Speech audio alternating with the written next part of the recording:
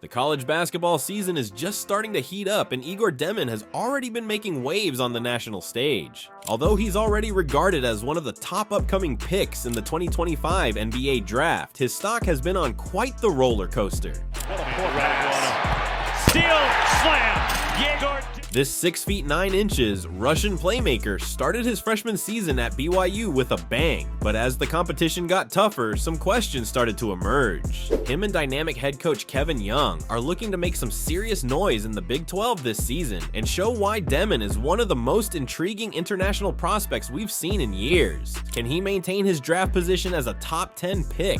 Can Egor Demin lead BYU to the tournament in their first season in the Big 12? And most importantly, can he really give Cooper Flagg and Dylan Harper a run for their money at the top of the draft board? Well, let's take a deeper dive and explore how Egor has gotten to this point, understand how good he really is, and try to predict how high his ceiling truly is at the NBA level. Egor's story begins in Moscow, Russia, where he first caught the basketball bug thanks to his father Vladimir, a former player himself. In 6th grade, he switched to online schooling to spend more hours in the gym with his club team. But here's where Demin's development gets really interesting. Instead of dominating kids his own age, he was thrown into the fire against players up to 4 years older. I just needed to try to predict what's going to happen because I was not strong enough to just go through, Demin has explained.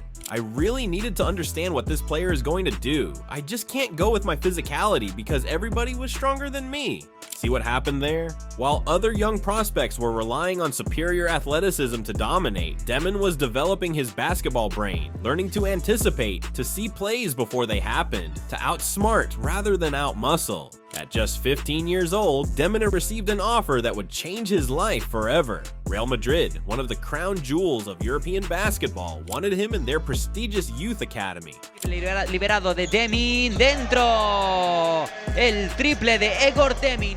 There was just one tiny problem. Demin didn't speak a word of Spanish, or English for that matter. But when Real Madrid calls, you don't exactly put them on hold. For me and my family, just the name is really huge when Real Madrid is offering you, Demin has said.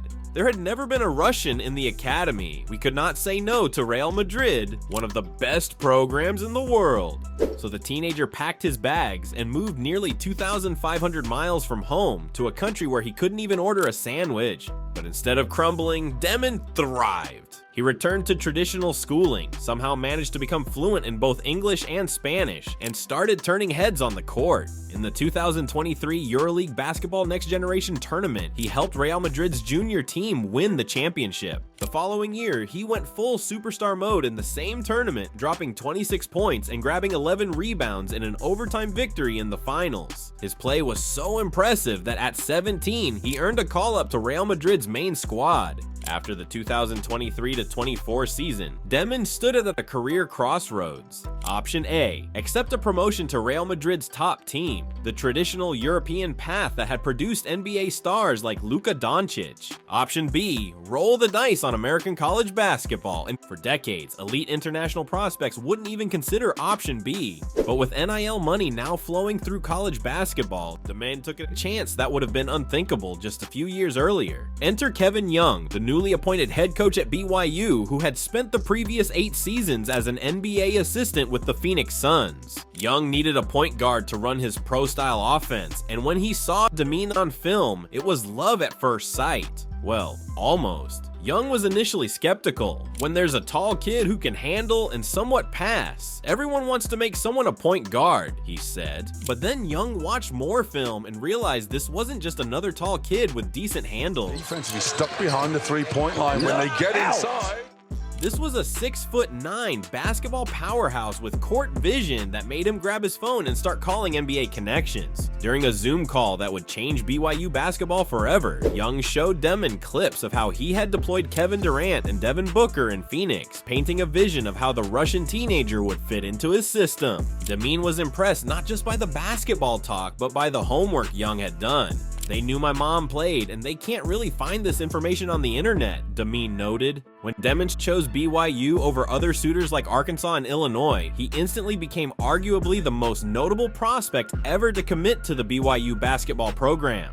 When Demin first stepped onto the court for BYU, nobody quite knew what to expect. Sure, the scouting reports were promising, but European prospects are notoriously hard to project. Would his game translate to the American style? Would he look lost against athletic NCAA competition? It took exactly 2 games to get the answer, and it was a resounding yes. Against Central Arkansas, Demin exploded for 18 points, 11 assists, and 4 steals while shooting 4-7 from three-point land.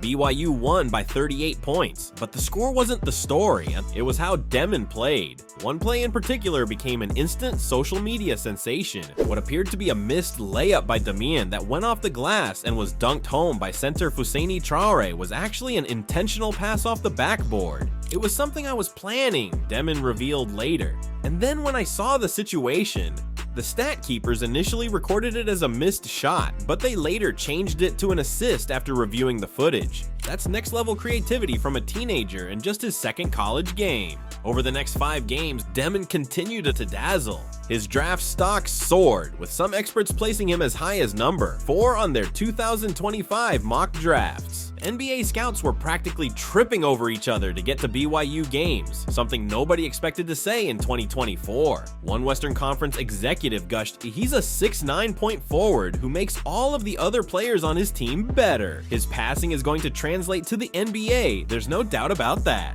Another scout went even further. "I think he'll be an exceptional passer in the NBA. Depending who he plays with, I think he's a guy who could potentially lead the league in assists." But then came December 3rd, a date that would mark a turning point in Demin's freshman campaign. Facing Providence, his first real test against high major competition, Demin struggled mightily. He shot 0-10 from the field and finished with just 3 assists in an 83-64 loss. To make matters worse, Demin suffered a knee injury, a bone contusion, that kept him out of action for nearly a month. When he returned on New Year's Eve for BYU's first Big 12 matchup against Arizona State, he wasn't the same player. Though BYU won the game 76-56, Demin shot just 2-8 from the field and turned the ball over 5 times. Demin driving with a head full of steam and lays it in. Since then, both Demin and BYU have struggled to find consistency. The player who looked like a potential top 5 pick early in the season saw his draft stock begin to slip. The concerns that emerged weren't just about his production, but about fundamental aspects of his game that might limit his ceiling as an NBA prospect. So what's the real story with Egor Demin? Is he the elite prospect we saw in November, or the struggling freshman we've seen since? Let's break down his game to find out. The first thing that stands out when watching Egor Demin play is his exceptional passing ability. Coach Kevin Young, who spent years working with some of the best passers in the NBA, compares Demin's passing to LeBron James because of his ability to see over the defense and deliver lasers all over the floor. What makes Demin's passing so special is his ability to manipulate defenders with his eyes. Through his first several games, Demin averaged 6.3 assists per game, but that number doesn't tell the whole story. He also generated 87 potential assists, passes that set up a missed shot or a foul on a shot attempt. His base. What a pass. Tatum gets it back. Among players finishing at least 4 possessions per game in the pick and roll, he ranked as the 3rd most efficient in the country. At 6 feet 9 inches with a reported 7-foot wingspan, Demin has exceptional size for a guard. This allows him to see passing lanes that other point guards simply can't, and to shoot over smaller defenders with ease. His height and peripheral vision help him process the game from above and find open teammates across the court. He's calm and calculated in the pick and roll and recognizes when help is coming. At the NCAA level, Demin sees the game in slow motion, always thinking a step ahead. Given his size, ball handling is a particular strength. Demin is what basketball experts call a fluid player, comfortable dribbling with either hand while keeping his head up, constantly scanning the entire court rather than just focusing on what's directly in front of him. His basketball IQ and feel for the game are off the chart. He knows when to cut, when to space the floor, and how to relocate on the perimeter to get open looks. Baylor wants to beat BYU. Egor Demin, pull-up 3. This makes him a serious threat even in an off-ball role. While Demin is primarily known for his passing, he's shown flashes of being a capable scorer as well. In his ANGT debut against Alba Berlin in January 2023, he went 7 for 9 from 3 in just 19 minutes. At BYU, he started the season shooting 38.5% from three-point range, showing improved shooting mechanics after working extensively with the coaching staff. Young told Demin that the hardest guys in the NBA to guard are the ones who can knock down threes coming off a ball screen, something that became a focus of Demin's daily morning workouts with assistant coach Tim Fanning. Despite his height, Demin lacks the physical strength needed to fully utilize his size advantage. This is perhaps his most glaring weakness, and one that has become more apparent as he's faced tougher competition. Due to his lack of physicality, Demin can lose the ball even after marginal contact. He rarely drives to the basket with force and struggles to fight through contact, instead preferring to rely on his IQ and finesse. He rarely gets to the free throw line, where he's shot in the 60s throughout his young career. Nell. Here is Egor Demin, who ended the first half with a 3. Demin has been working on adding strength since arriving at BYU, and he says it has paid off somewhat at the rim. He's not getting pushed off his spot on drives to the basket as much, but this remains an area where significant improvement is needed for him to succeed at the NBA level. Another concern for NBA scouts is Demin's lack of elite explosiveness and quickness. He doesn't have the burst or vertical leap of top NBA guards, which limits his ability to finish above the rim consistently. More concerning is his lateral quickness, which affects him on both ends of the floor. Offensively, he struggles to create separation from defenders, especially those with greater lateral mobility. This makes it harder for him to get to his spots and put pressure on the defense. Defensively, he doesn't provide much ball pressure and gives up too much space for ball handlers. All assisted.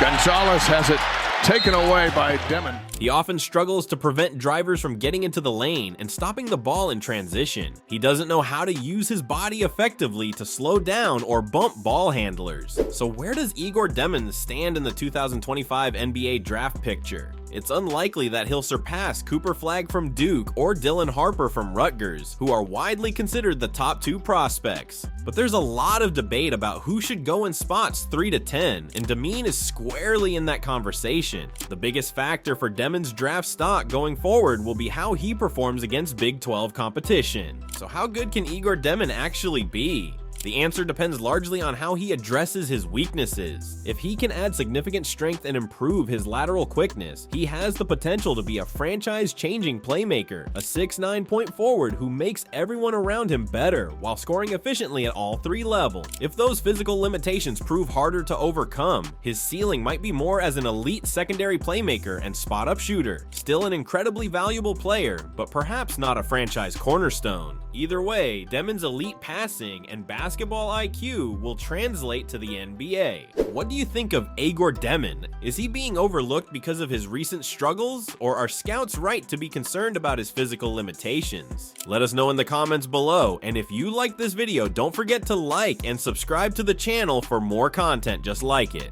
Thanks for watching, and we'll see you in the next one.